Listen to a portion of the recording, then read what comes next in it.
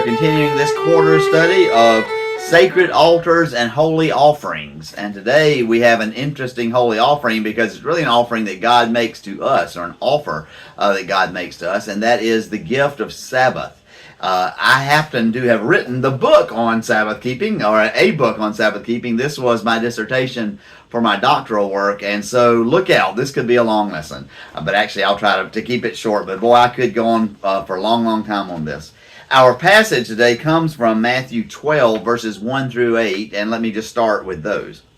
At that time Jesus went through the grain fields on the Sabbath. His disciples were hungry, and they began to pluck heads of the grain and to eat. When the Pharisees saw it, they said to him, "Look, your disciples are doing what is not lawful to do on the Sabbath." Jesus said to them, "Have you not read what David did when he and his companions were hungry? How he entered the house of God, and they ate the bread of the presence, which it was not lawful for him or his companions to eat, but only for the priests? Or have you not read in the law that on the Sabbath the priests in the temple break the Sabbath and yet are guiltless? I tell you, something greater than the temple is here. But if you had known what this means, I desire mercy and not sacrifice, you would not have condemned the guiltless. For the Son of Man is the Lord of the Sabbath." Well, some people make a sport out of criticizing other people, and one of the ways that has happened in the past, both in this morning's lesson and in maybe a slightly more distant past for us now, is the way that people keep Sabbath. In Jesus' day, that was on Saturday. For many, but not all Christians, it is Sunday. There are Seventh-day Christians that keep Sabbath on Saturday and worship on Saturday, and that's perfectly fine as well. And but that's another example of the debate that we've had about Sabbath and what does it mean to keep Sabbath. And some people grew up and they were not allowed to go to the movies on a Sunday, or maybe not allowed to watch TV on a Sunday, or play games, or whatever. And if they did, then they would get into some kind of trouble with people. They would be criticized for that. In more recent years, I would suggest that we've gone the opposite direction. It's not that we are too restrictive about the Sabbath; we're too permissive. And this is not just the wider culture, but even Christians. And so there's all kinds of things that happen on Sunday, and oftentimes it pushes out what's most important about Sunday, or about the Sabbath, or whatever day that is that you celebrate it. What is most important is spending time with your community. It is important to worship God. It is important to rest, to do those things which help you recreate. And the word recreate is recreate. What recreates you is what you should do on the Sabbath. And rushing off to ball games, or doing work that you didn't get finished earlier in the week, or trying to get ahead for the next week, all of that stuff isn't really Sabbath keeping. But our culture just says, whatever, the Sabbath is just another day of the week, and it's not as special as it once was. Well, at first glance, we might say that Jesus is more on the permissive side than the restrictive side, not only in this story, but in a number of stories that Jesus tells us. Jesus and his disciples are making their way through the wheat fields, and the disciples are plucking the grains of wheat and probably rubbing them in the hand to get the chaff off, and then eating the wheat as they go. And Jesus calls them at the end of this passage guiltless. They have not broken the Sabbath, although they actually are traveling, which could be a Sabbath violation, and they are doing work. They are harvesting, and they are working to manage the harvest, and then they're eating the fruit of their labor. But what really is going on here is not that Jesus is more or less permissive about Sabbath, and it certainly isn't that he is jettisoning the idea of the Sabbath, but he recognizes that individuals are more important than rituals. Or maybe put a better way, rituals are those things that are supposed to help us be faithful. They should not hinder us from being faithful, and they certainly should not hinder us from being compassionate to those who are hungry, to those who are in need in some way, saying, well, my religious obligation won't allow me to take care of you right now, is not the goal of the law that God has for us. Well, we often criticize folk in Jesus' day who just took the Sabbath command just to weird extremes. How many steps can you take in a day? What is the level of this, that, or the other that you can do on the Sabbath? And it became very restrictive, and we kind of make fun of them and criticize them for that. But the truth of the matter is they were trying to be faithful. They recognized that it is important. The commandment says, remember the Sabbath and keep it holy. And they wanted to Sabbath to be holy. They wanted to be separate and different. Because if it's not separate and different, if it's just another day, then it's not the Sabbath, and it's not the gift that God gave us.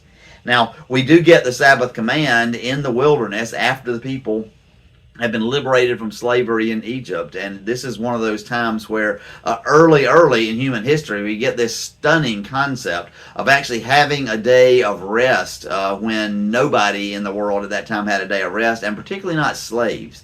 If you are a slave to Pharaoh, you're not going to get one day a week off. You're going to get very little rest at all.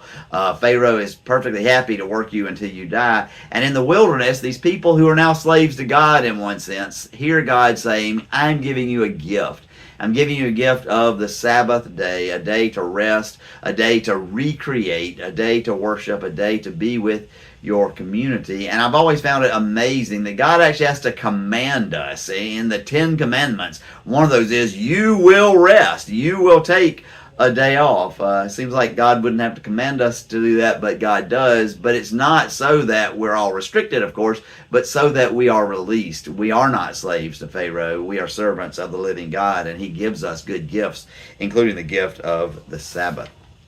Well, in today's story, as I mentioned, Jesus and the disciples are traveling, and that may be violation number 1. The disciples are hungry, and so they pick the grain from the fields, and that is actually permitted in Deuteronomy. The Pharisees did not accuse them of stealing, but it was permitted in Deuteronomy. If you are hungry and you're going through a wheat field or by a wheat field, you can pick some of the wheat with your hand and eat it in order to salve your hunger. You may not take a sickle and harvest it on the Sabbath or on any day. And so in that sense, they weren't breaking the law to take the grain. The law breaking there was because it was the Sabbath, and so they were working to harvest and to process the food for that Sabbath. And Jesus responds to the Pharisees' biblical criticisms. This is violating the Sabbath law with the Bible. It's one of those examples of how we can usually use the Bible to make it say whatever we want. If I want to criticize you, I can find some way to criticize you using the Bible, but Jesus sees it differently. The Bible is supposed to set us free. God's Word is to give us life.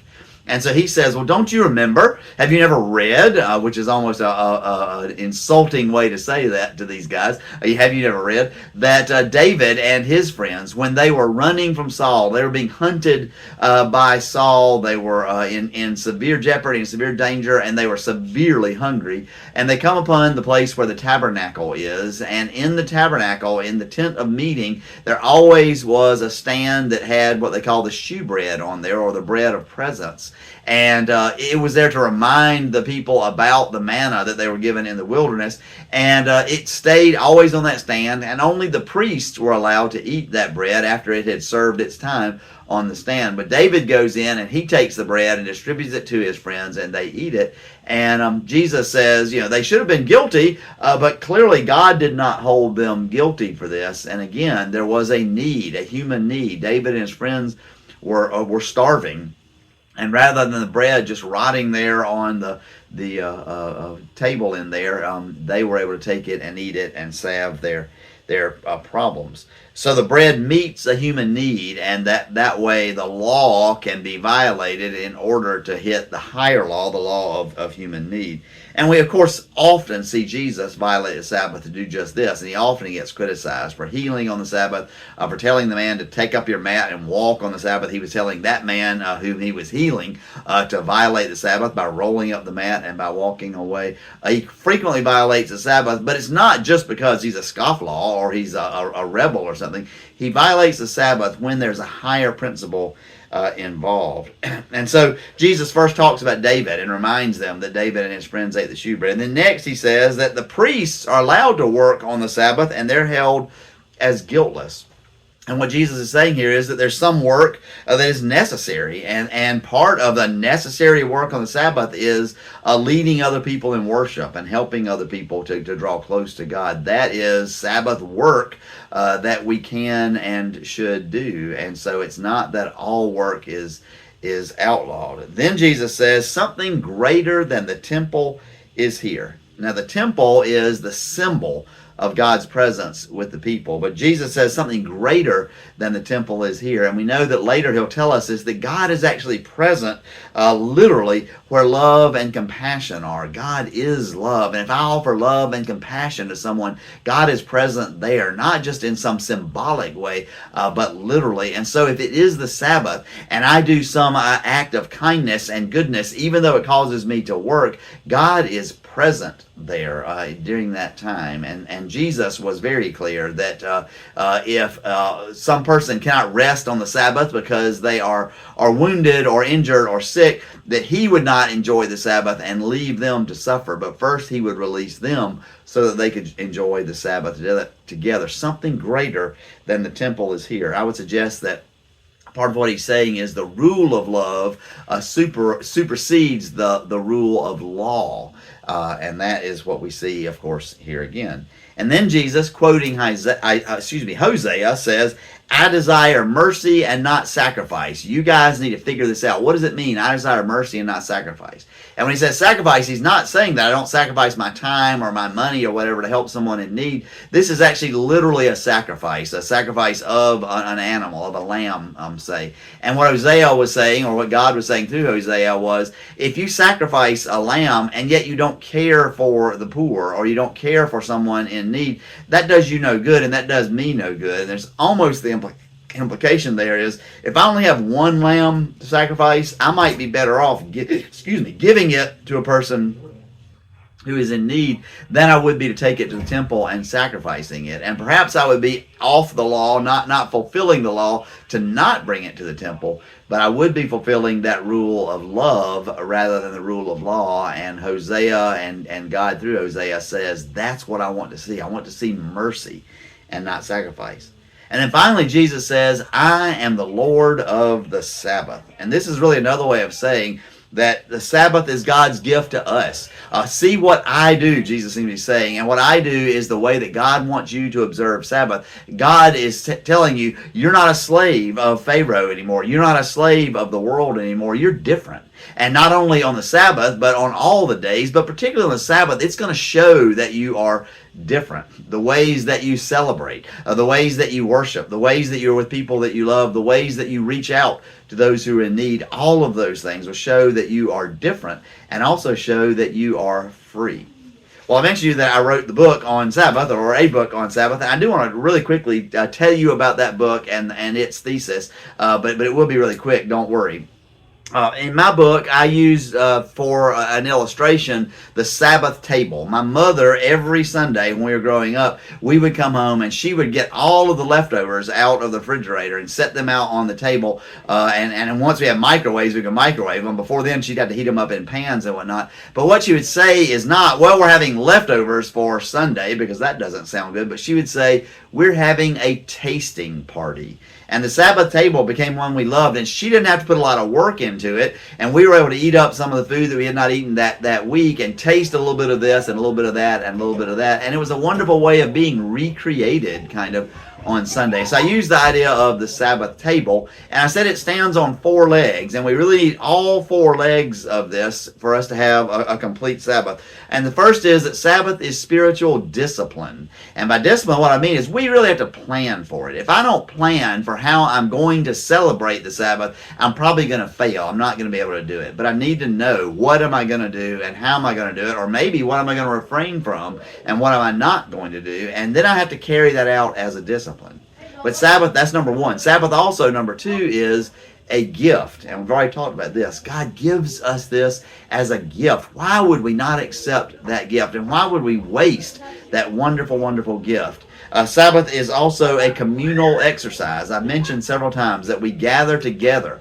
We gather together, hopefully at church, with our family of faith on the Sabbath and spend time together. We gather together sometimes as family. Many people go out visiting, or at least in the past, you go out visiting on Sunday afternoon, and you go to friends and you go to family and you spend time with them. rather than spending time bent over the workbench or whatever. And then finally, Sabbath is prophetic witness. Sabbath says we are different. And so if you have to say to your child, I'm sorry, but you're not going to be able to go to your sports practice right in the middle of our church time because church is more important. We're going to church. We're different. And I'm sorry, that's just the way it is. That's a witness. When you reach out and care for someone in need on Sunday, that is a witness. And it's a way of saying, I am a child, I am a servant, I'm even a slave of the King. And the King gives me this gift, and I'm taking this gift. And by taking this gift, I'm showing you that the King is offering you the same gift as well. And so Sabbath indeed is a spiritual discipline. It is a gift. It is a communal exercise that we do together. And it is a prophetic witness. And so following the Lord of the Sabbath, let us celebrate Sabbath this day and on every 7 days as He would have us do.